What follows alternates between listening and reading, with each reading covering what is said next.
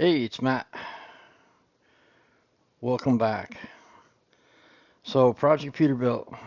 My next iteration in this is going to be a radio install.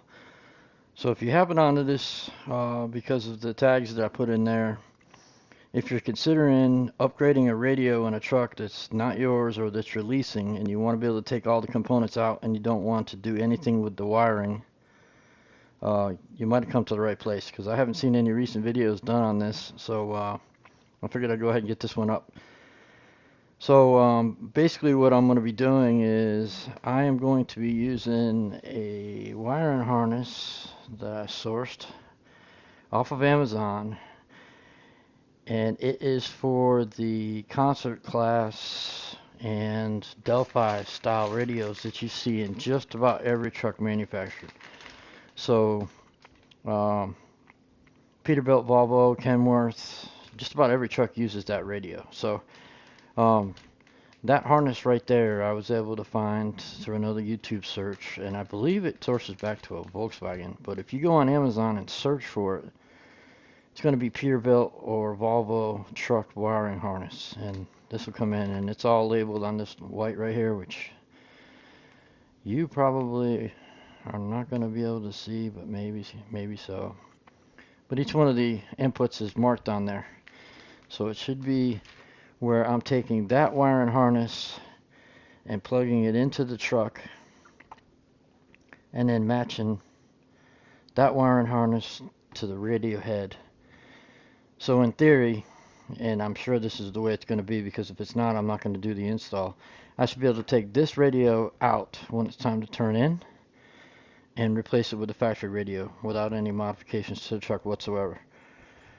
Now, we all know the sound quality in the truck stereos is good, but it can be better, right? So my research is that the speakers in the trucks are actually capable of handling a lot more power than the radio that they provide. So this is a 2019 Sony DSX M80, and it's a high output, so it's 100 watts per channel, 4 channels, and most of the truck stereos have 4 speakers in them.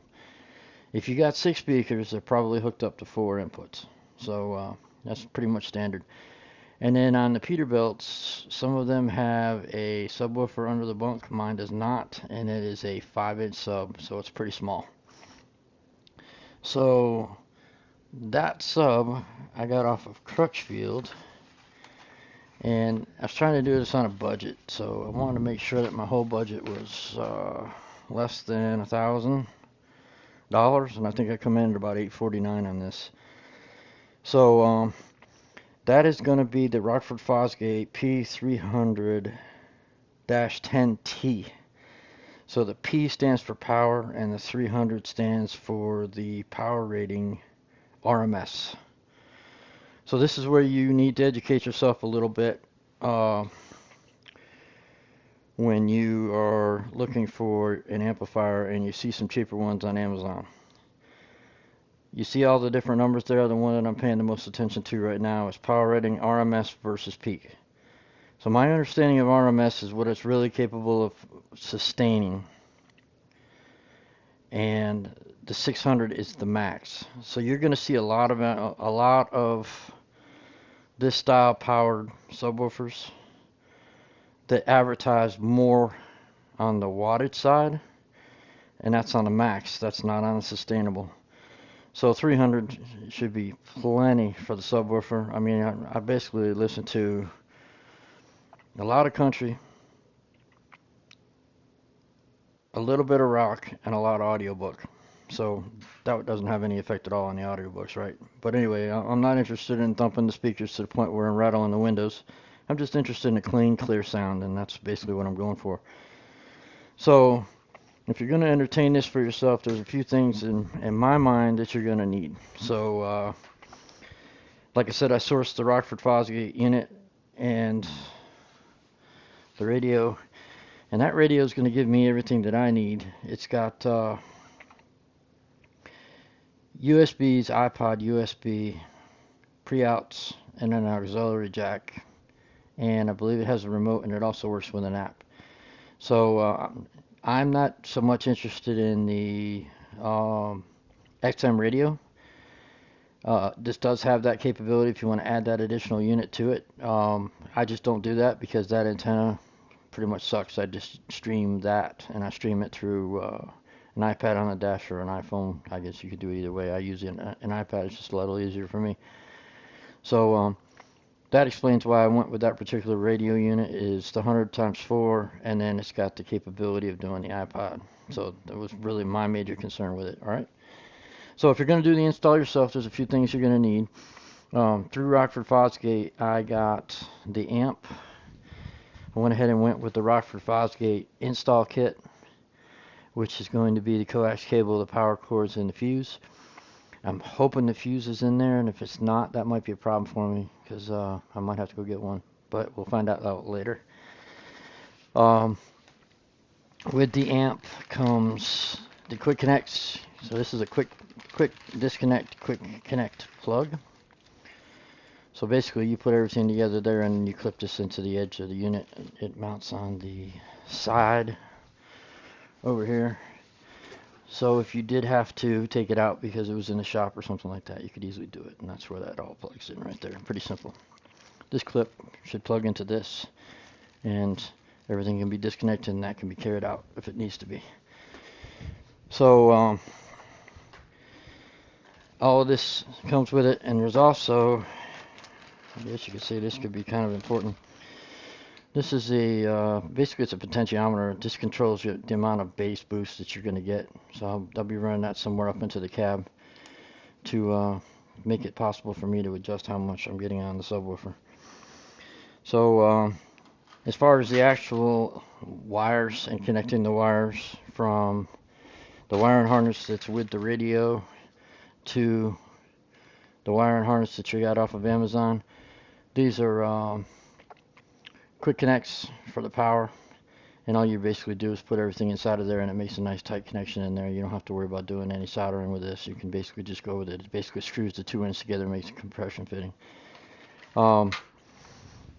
The stuff that you'll need for the install, if you decide you want to solder the connections, I just went to Harbor Freight and got some of this stuff because I had a soldering iron, but it was old school. This one right there, that's Schneider, is butane powered, so basically you can go anywhere with that. I won't be doing it inside the truck, but it is nice to not have to worry about being tethered to a cord. A little bit of solder.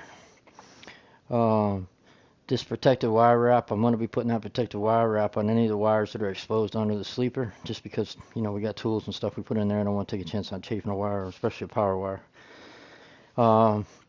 This nylon pry bar install kit, that's going to be used to pull some of the plastic molding loose to run the RCA jacks back to the back. And then the other thing that is extremely handy to have, and believe it or not, I think this was like $8 at Harbor Freight. Don't quote me on that.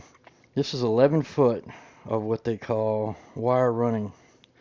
So basically, in 12-foot sections, you put this together, and it allows you to fish your wires behind and around whatever it is that you need to move with it. So I highly recommend that. It's going to make pushing wires and stuff a lot easier. Obviously, I want the install to be as clean as possible. So with that out, it's like 4 a.m. I couldn't sleep, so I'm going to go ahead and start on the process. And Alright, so we're in the truck. Like I said, this is a 2024 Peterbilt, but I think this basically applies to any radio that has any of these Delphi, and I think that's the brand name. You're going to see Volvo on the front of some of them. I believe they're all Delphis. But the removal of your existing radio, so these are, it's called a radio removal aid. You can buy these in Walmart. I just happen to have a set that came with this radio, and I know why it came with it, because previous model years of these were notorious for the harnesses becoming disconnected, and you'd have to pull the radio in order to reconnect the harness.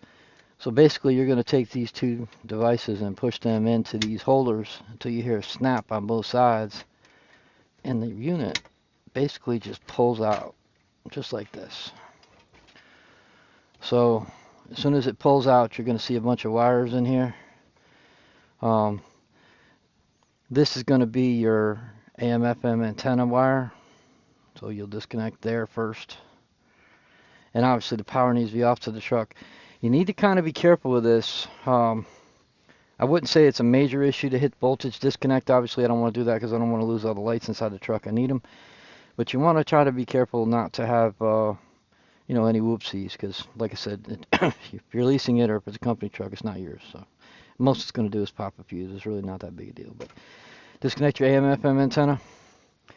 And you want to make sure that you hold on to everything that's in here. This should be what goes into the back of the new radio. It may require you to have the piece that's plugged into the back. It just depends on what's on the back of the radio. We'll find that out in a little bit. I'm going to leave this attached to the radio for now. There's really no point in taking it loose. Then we're going to disconnect the other ones, and then we're going to look at the labels on them to see what they are when they're disconnected. It's pretty self-explanatory as far as which direction they go in. I believe these plugs are proprietary, so I don't think you could cross these plugs. These two right here, it doesn't look like they can be crossed. They're different shapes. So when it's time to reinstall this, it shouldn't be any major issue. If you wanted to be really, really proactive about it, you could actually take a picture of the back of this with everything connected, so that when you go to reconnect it, however long it is you're going to have your truck, you'll be able to do it. But this looks pretty self-explanatory to me. So your next step is going to be to unplug the harness from the back of the radio, and sometimes these pins can be a little bit of a bear. You have to kind of look around on them and see. And I'm doing this in one takes, guys. So when I was talking, and girls, so when I was talking initially about the fish rod, I said 12 foot. It's total 11 foot, and they're 12-inch pieces. Yeah, I rode the bus. It's short. But anyway, so the radio's out. Leave the pins in. There's really no point taking them out unless you think you're going to need them for something else. I just leave them in there. That way you have them. All right? Make sense? So once the radio is out, now you're looking at this harness. So we want to identify some of these wires on this side of the harness, because one of these might be steering wheel controls. And this just says AM/FM radio. So I'm not sure what that is. That might go into that new harness. And this is not labeled. So still not sure about the steering wheel control side of things. So I'm going to be kind of watching that a little bit close to see if I'm still going to be able to maintain volume up, volume down on the steering wheel. I'm thinking that I'm going to be able to. So that, as we get into the wire and harness itself, we'll know more. So now your next step is to make sure you got the right harness. To my knowledge, this is the only one. So we're going to be looking at these to see if they size up with what we have. And it appears that these two just go together like this. So we're going to be looking for a match on this side, and I believe we have a match. Yep, we do. Okay, so that's going to make that pretty easy as far as that side of it is concerned. I'm really hoping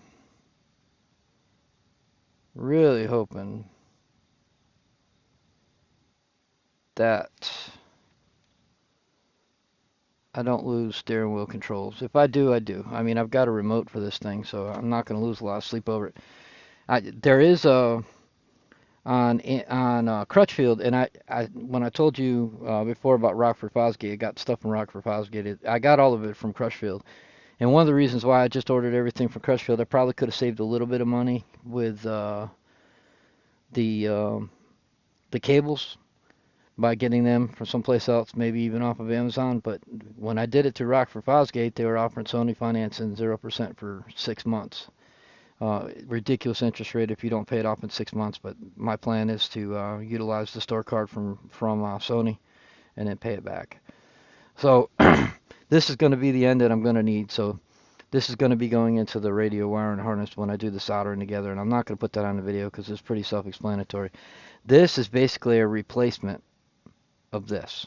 So the female half is what I'm going to need. The male half is what I'm not going to need. So that was the first step, is diagnosing that. I'm not going to do the video on me basically soldering wires together and then fast forward through it because that's kind of self-explanatory. But you know, anybody who hasn't done it before can figure out how to do it. So I'm gonna hook these two harnesses together, make sure that all the connections are good and solid, and then I'm gonna dry fit the radio to make sure that the radio head works in the truck without installing the amp. Just see how that.